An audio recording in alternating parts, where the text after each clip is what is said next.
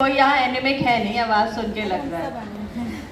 चलो, मैं बहुत ज़्यादा आज शुक्रगुजार हूँ संगीता जी का और सारी टीचर्स जो कि हमें बहुत कोऑपरेट कर रही है आपको इस अवेयरनेस प्रोग्राम को स्प्रेड करने में।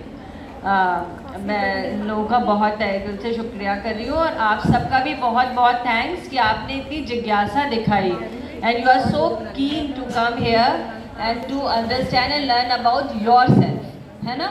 वरना तो बचपन से लड़कियों को सिखाया जाता है कि इनका ध्यान रखो, उनका ध्यान रखो, फिर शादी हो जाती है तो ससुराल का ध्यान रखो। बट अभी जो हमारी फर्स्ट एंड फोरमोस्ट प्रायोरिटी है कि हमें सबसे पहले अपना ध्यान रखना है। हम स्वस्थ होंगे तभी हम दूसरों के स्वास्थ्य का ध्यान रख पाएंगे, ठीक है। और इन सब चीज़ों में एक बहुत कॉमन सी बीमारी है एनीमिया, या जिसको हम कहते हैं रक्त की खून की कमी या रक्त अल्पता, है ना। आप लोगों ने नाम सुना होगा, anaemia is the very common name. भले ही अंग्रेजी का वर्ड है पर सबने ये शब्द सुना ज़रूर होगा एक बार अपनी ज़िंदगी में कि अनीमिया, इनको एनीमिया हो गया या इनको खून की कमी हो गई है। तो हम इसके बारे में थोड़ा सा डिस्कस करेंगे क्योंकि एक बहुत कॉमन प्रॉब्लम है। अभी आप आगे के स्लाइड्स में देखोगे कि 50% बर्डन अभी भी हमारी कंट्री में है एनीमिया का। ऑल्दो हम इतने अवेयर हो गए हैं, हम लोग we are near to the developed country, थोड़े दिनों में हम डेवलप्ड कंट्री बन जाएंगे, पर स्टिल एक बहुत छोटी सी समस्या जो कि एक बहुत छोटे से प्रिवेंटिव मेजर्स से अपने खान पान का ध्यान रख के हम दूर कर सकते हैं। इसके लिए कोई बहुत बहुत बड़ी बड़ी दवाइयाँ या बहुत रिसर्च की ज़रूरत नहीं है। It's a very small thing which can improve your health, है ना।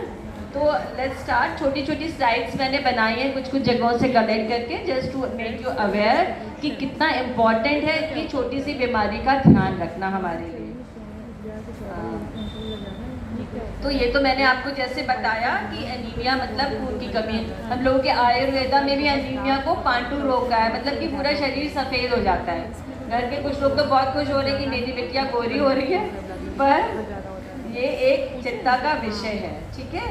ये मैंने एक स्लाइड आप लोगों को जस्ट दिखाने के लिए बनाई थी कि ग्लोबल बर्डन कितना है। अभी भी डेवलपिंग कंट्री में एनीमिया एक बहुत बड़ी समस्या है।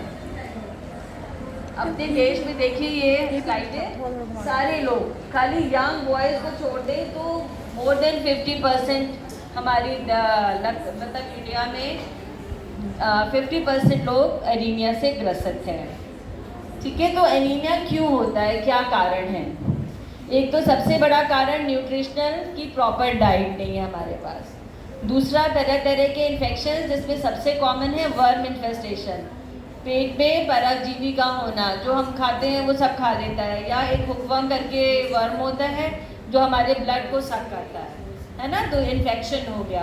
तीसरा कारण है कि खून शरीर में बन ही नहीं रहा है, या बन रहा है तो वो स्राव में, मासिक के स्राव में, या किसी को कोई और ब्लीडिंग डिसऑर्डर उसमें शरीर से निकल रहा है, या कोई एक ऐसी समस्या जो कि हेरिडिटरी होती है और वो आगे जाकर खून बनने नहीं देती, या उस जो सेल्स बनाती है खून की वो इस लायक नहीं होते कि वो प्रॉपर हमें एनीमिया, हमारा एनीमिया करेक्ट हो जाए जिससे।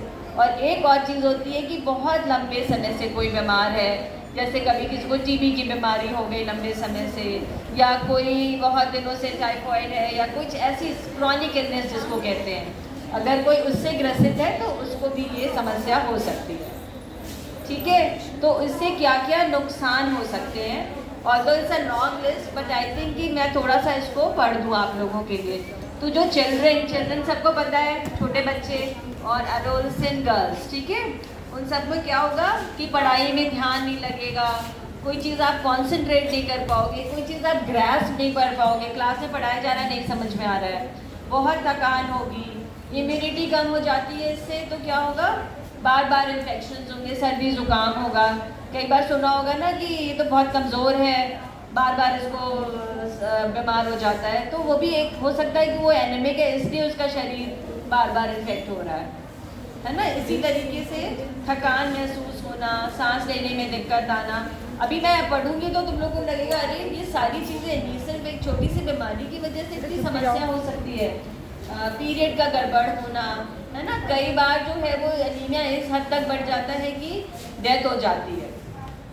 फिर बड़े लोगों में हम क्या क्या सिम्टम्स लेते हैं कि आप काम करना चाहते तो हो पर आपकी प्रोडक्टिविटी उतनी अच्छी नहीं है ना। मेरा मन कर रहा है कि मैं आज ओपीडी में अब जितने 100 पेशेंट आए सबको देख ले, पर 20-25-30 के बाद आई स्टार्टेड फीलिंग फटीग कि नहीं अब मैं नहीं, मन नहीं कर रहा है, या किसी तरह निपटाओ या चलो जूनियर्स को बोल दो कि वो देख लें, है ना। तो लो वर्क कैपेसिटी, इसी के साथ साथ कोई भी फिजिकल काम करने में आपको हर समय थकान, नींद आना, लगेगा कि बस कोई मौका मिले और just go and take a rest, है ना। तो ये सारी चीज़ें, बहुत चिड़चिड़ापन, मूड स्विंग्स की अचानक से गुस्सा हो गए, बिना किसी बात के नाराज़ हो गए, या हार्ट की भी प्रॉब्लम कई लोग फेस करते हैं कि चेस्ट पेन हो रहा है, या एकदम से धड़कन बढ़ जाना, या एकदम से फेंटिंग अटैक्स आना। ये सारी चीज़ें जो कि हम लोग सोचते हैं कि कोई बहुत बड़ी बीमारी तो नहीं है, बट ये बिल्कुल एक छोटी सी सिंपल एनीमिया की वजह से भी हो सकती है ना। इसी तरीके से एनीमिया का बहुत ज़्यादा एम्फेसिस हम लोग प्रेग्नेंट और लैक्टेटिंग वुमेन्स में भी देते हैं। क्यों? क्योंकि प्रेगनेंसी के बाद में क्या होता है कि हमारे अंदर एक और छोटा सा जीव पल रहा होता है, और उसको भी हम साथ में खून की कमी दे रहे हैं, उसके डेवलपमेंट में प्रॉब्लम हो रही है, उसका बर्थ वेट कम हो रहा है, बेबी की वो टाइम से पहले डिलीवर हो जाए बेबी, उसकी मोर्टेलिटी मीन्स की मृत्यु दर बढ़ जाता है ऐसे बच्चों में कि जन्म के समय बेबी भी एनीमिक है, उसका भी हार्ट ठीक से काम नहीं कर रहा है, वो भी इन्फेक्शन हो गया उसको भी बहुत जल्दी, है ना, तो उसको किसी भी तरीके की समस्या हो सकती है।